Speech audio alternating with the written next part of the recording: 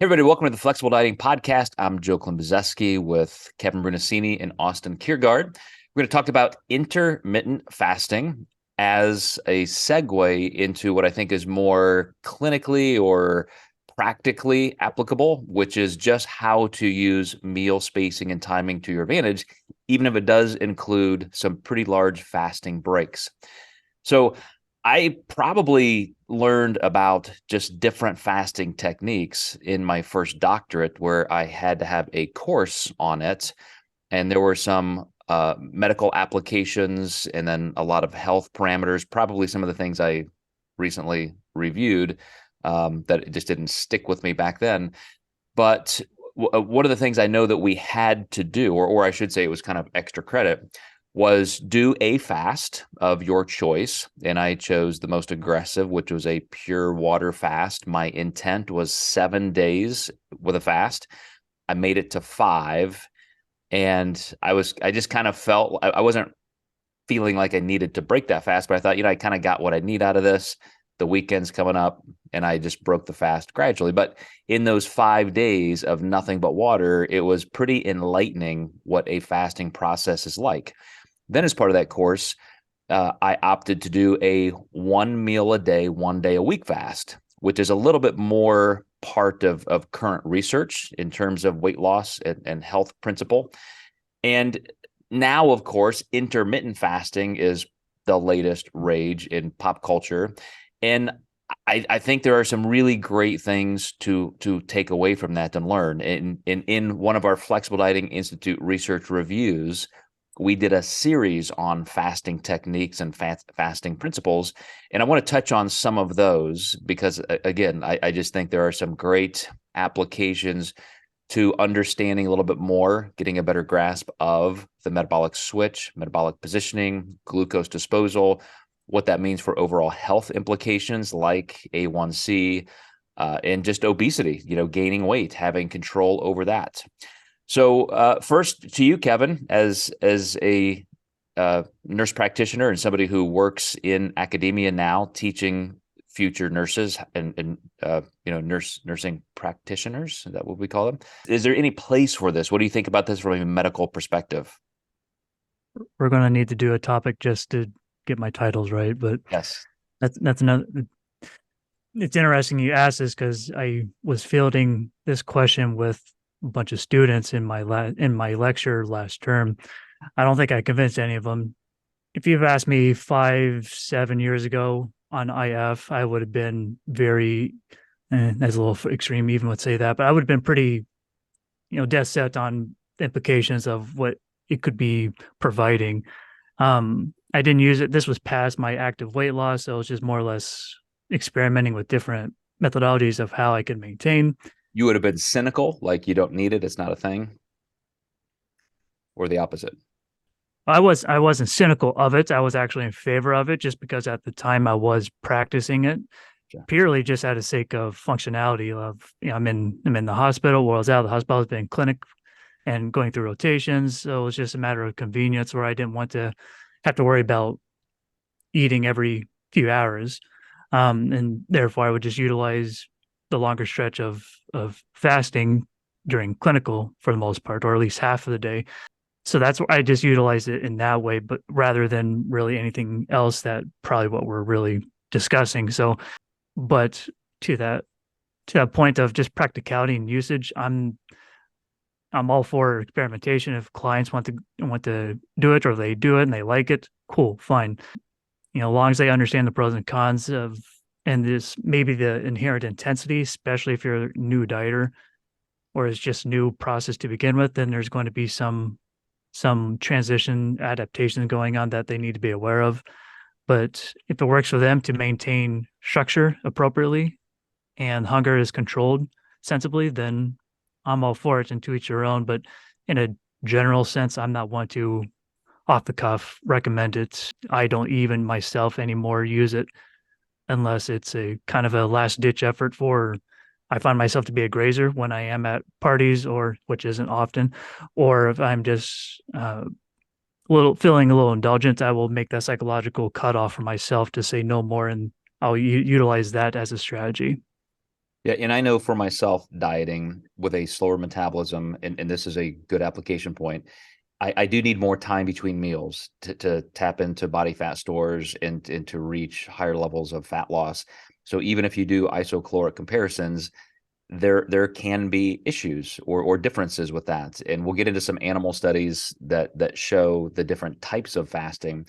But just sticking to intermittent fasting, because I know, Austin, as a coach and somebody who's gone through dietetic school, you understand that this has to be the biggest cultural question presently. Everybody gets on the bandwagon of, oh, if that helps me lose faster, I want to do that.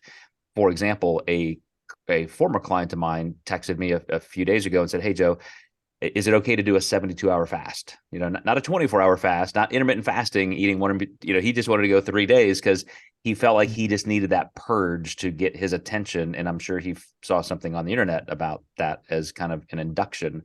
But Austin, what about you? What do you think is really takeaway worthy from intermittent fasting? So I want to go back a little bit. I think when we're talking about intermittent fasting, and to Joe's point, there's different types of fasting. The most common type of fasting is the 16-8 method. So fasting for 16 hours and eating for 8 hours.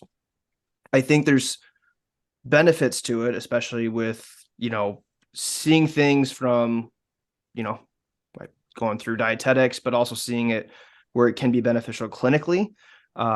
Specifically, it's pretty popular in patients with like seizures and seizure disorder. There's just something about restricting glucose that the brain tends to create less seizures when it functions on more of a higher fat content and a lower glucose content.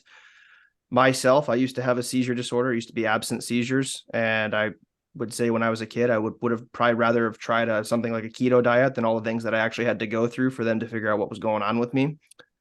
So there can be some clinical benefits to it. And to your point, Joe, then it becomes popularized. If it's very good if it can really help with seizures and it can help with cancer patients, then this should be, why are we not all living our lives like this?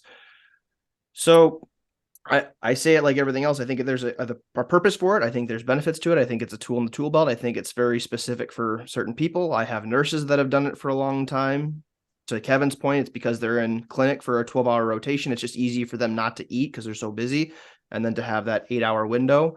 But I think that there's also some mistakes when it comes to fasting. So I know people that will approach me and say, yeah, I've been doing intermittent fasting. I just feel so much better. I just drink coffee throughout the day and I'm good. I don't know what's in that coffee. Is it a fully sugary loaded coffee? Because now we're kind of breaking the fast. Even plain coffee can have some calories. However, that might be worth noting and discussing on maybe that's just a modified version of it, where it's just people having just plain coffee and water to kind of get them through the day until they can get into that fed state. So I believe that there are benefits to it. I believe that it needs to be used in the appropriate way, and it needs to be used for the appropriate person. Because the other thing, and I'll kind of end it here because this can be an expanded topic, is socially. If we're talking weight loss, using intermittent fasting socially can be very difficult, because going out to eat at a restaurant, that's going to be a hard thing to do. It might fall, and you want to go have coffee or lunch with a friend, that might fall in your 12-hour fast. It just gets kind of hard to manage, from the social standpoint, and we are all social beings. So that's kind of where I'm at with intermittent fasting. But I'll toss it back to you, Joe, because I feel like I could just dive in deeper with all those things, and I want to just keep on topic. Yeah, well, and I do want to touch on the different types of fasting beyond intermittent, but just to put a bow on that, because I know, again, it's what people are talking about. Research does show that a 16-hour, as you mentioned, fast is not that much different than a 12. And so it's not per se the exact amount of time. Energy balance implications are baked into that, which are, if you're super, super active, then maybe you don't need quite as long. If you have a very fast metabolism, you're an ectomorph, maybe, it's a mistake to go a full 16 hours. So you do have to think about that. The biggest thing that helps people from a physiological standpoint is the fact that they're just not eating around the clock. They're not eating right up to bedtime and necessarily eating right out of bed if you don't need to. So there are all kinds of reasons. The research also shows, because the most popular intermittent fasting style is to just skip breakfast and wait till lunch, so that you have your midday and evening hours clear for food. research shows that skipping breakfast is a bad idea. I mean, it really, really does. And so even again with isocaloric diets, isocaloric comparisons, it does almost behoove you to do that in the morning. In my very first bodybuilding contest I dieted for, I didn't do this because intermittent fasting was a thing. I don't know why I did it, but I would eat breakfast at 5 or 6 in the morning. I got done training at about 1 or 2 in the afternoon. I would eat my last meal, and I was awake for the next 8 or so hours, and I just didn't eat again. So by 2 in the afternoon, I was finished eating. And to this day, that is the leanest I've ever been. So correlated or not, like that application where I didn't skip the morning hours, I skipped the evening hours was amazing. But Kevin, back to different forms of fasting. In literature, 1 meal a day fasting is a thing, and especially 1 meal a day alternated fasting, where you may have a normal day, then the next day you just have 1 meal, then a normal day, etc. Have you looked medically at different reasons for that, or do you put any stock into any kind of methodology like that? I'm going to be pretty dumbfounded on the answer because I don't recall any personal clinical experience, with medically and or with clients in that degree, just in a IF type of protocol, so 16/8 type of fashion, but not to, I don't want to call it extreme, but not to the degree of, 1 day fasting or alternating, based on what we have, what you shared in the research review, though, with if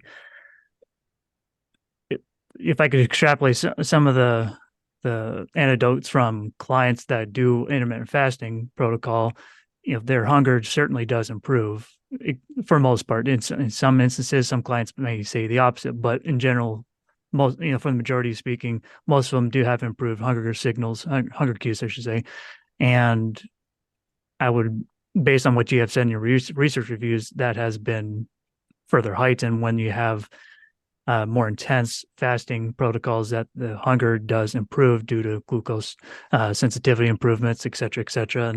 And whether that is because of a mechanical thing from a physiological standpoint and or from just out of sight, out of mind type of mindset where you're just not having to think about your next meal every 3 hours, I would think it's probably a little bit of both, because it is quite convenient to not have to worry about that, especially when with your work and just other inundation. So that's probably as limited I can say with that. But assuming all the pros and cons, all the context is discussed with the client, then it's potentially worthwhile to experiment with it and see how it goes. Yeah, that's a much better answer to a question I didn't ask. I owe you a better question. That was just not great, but you did great answering that. Austin, any last things on practicality that you can tell people about why even just meal space extension is better as a form of fasting, not necessarily a quantifiable intermittent fast, but just why is that important? Just allowing your body to use the food. I mean, if we're constantly doing the bodybuilder thing, shoveling every 90 minutes to 2 hours or whatever, like our body's still processing the previous meal. So this just doesn't make sense. And I mean, there's lots of ways we can go. We can talk about muscle protein synthesis. I mean, that peaks at like around 90 to 120 minutes. So just maximizing the amount of protein and getting in a meal can be important for meal spacing, but also just allowing the body, because your gastric emptying time is anywhere from 3 to 5 hours, so it's just letting your body process that food. So, I try to tell people, be, flexible dieting, right? But be flexible. Like if it's 3 hours and you're not hungry, don't eat. Like you can stretch it out. It's okay. Like my perfect window is like, I feel a little bit of hunger coming on around 4 hours. So I might eat, just because I might know that it might extend into 8 hours because of what I've got going on. But I can probably go to about 5 hours right now without feeling super hungry. So again, it's like, if you're not that hungry, then extend it out. Your body is going to appreciate that, and then when you eat your next meal, to your point, Joe, like it's just going to be processed much easier. But the whole trying to eat every 2 hours, eating 8 to 9 meals a day, I just feel like that's, kind of been pushed to the wayside, thankfully. So I'm a big fan of documentation and trial and error, like see how you're feeling at extending meals at this point, see how you're looking, and note that, write it down, pen and paper, on your phone, whatever, and just document what you're doing, because that's going to help give you a lot of that instant feedback on what makes sense. Same thing with fasting. I'll share a quick story. I know someone that he did just plain coffee and fasted for his 16. He ended up losing 40 pounds and keeping it off, but he did a lot of trial and error to get to that point. So I think that that's very valuable, as well as just getting a lot of that personal feedback and how you're responding to the extension of meals, or even just with the fasting. The physiological digestion impact of what you described is exactly why it's helpful, and why I also am glad we got away from the bodybuilding lore in nutrition, in terms of just eating tiny meals every 2 or 3 hours versus letting yourself get filled up and then taking the time to digest that. And I'll close with this. That's why sometimes it is an effective device just to practice a fast.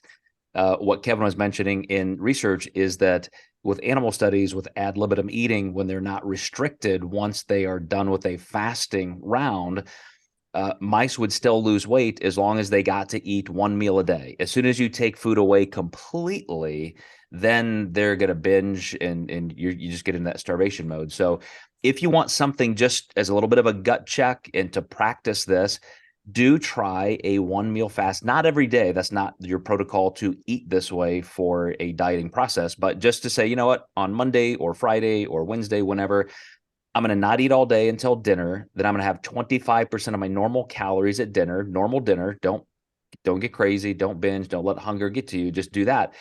And what will happen is, it's not the impact of the dieting that does it. It's the fact that you get used to so much better glucose disposal and getting into lipolysis, where your body is becoming more fat adapted, and you make that transition through the metabolic switch much more easily. And physiologically, that's where, as Kevin said, you can start reducing hunger cues. A lot of great things happen. But again, that's just kind of a practice thing, because then once you know you can do that, if I can withhold food for a full day, of course I can go 4 hours. Of course, if I have a little hunger pang, I don't have to immediately run to the pantry. So I hope that helps, guys. We're going to tackle some more topics here this week in the Flexible Dieting Institute. We'll see you for the next one.